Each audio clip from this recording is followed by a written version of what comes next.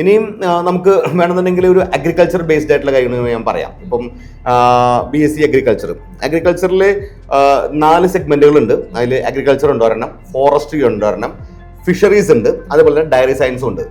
ഇതിൻ്റെ ഒരു പെട്ടെന്ന് പറയുമ്പോൾ ഒരു ഭയങ്കര ബ്രൈറ്റ് ആയിട്ടുള്ള പോയിന്റ് വെച്ചെങ്കിൽ ഇതിലൊക്കെ സെൻട്രൽ ഗവൺമെന്റ് ധാരാളം സബ്സിഡി കിട്ടുന്ന, സെൻട്രൽ ഗവൺമെന്റ് നേരിട്ട് നടത്തുന്ന സ്ഥാപനങ്ങളും നേരിട്ട് നടത്തുന്ന ഡിപ്പാർട്ട്മെന്റുകളുമാണ്.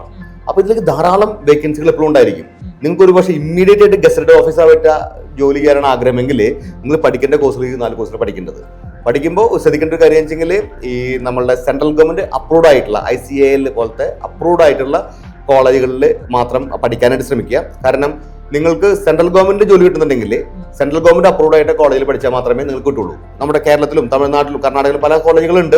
പക്ഷെ അതൊക്കെ സ്റ്റേറ്റ് ഒരു അക്രഡിറ്റേഷൻ മാത്രമേ അതിനകത്ത് ഉണ്ടാവുള്ളൂ. സെൻട്രൽ ഗവൺമെന്റ് അക്രഡിറ്റേഷൻ തമിഴ്നാട്ടിൽ എനിക്കാണെങ്കിൽ 2-3 കോളേജുകളിലുണ്ട്, ഡൽഹിയിലുണ്ട്, പഞ്ചാബിലുണ്ട്, ഒറീസയിലുണ്ട്.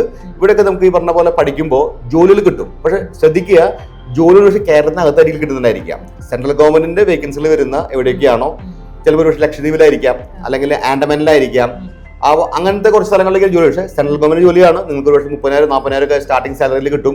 വിത്ത് ഗസറ്റഡ് ഓഫീസർ പദവിയിൽ സ്ട്രേറ്റ് ആയിട്ട് സ്റ്റാർട്ട് ചെയ്യുന്ന ഓപ്ഷൻസും ഉണ്ട്. അപ്പോൾ അങ്ങനെയുള്ള നല്ല കോളേജുകൾ നോക്കി ചൂസ് ചെയ്ത് കഴിഞ്ഞാൽ അവിടെ നമുക്ക് ധാരാളം ഗ്രോത്ത് ഓപ്ഷൻസ് ഞാൻ കാണുന്നുണ്ട്.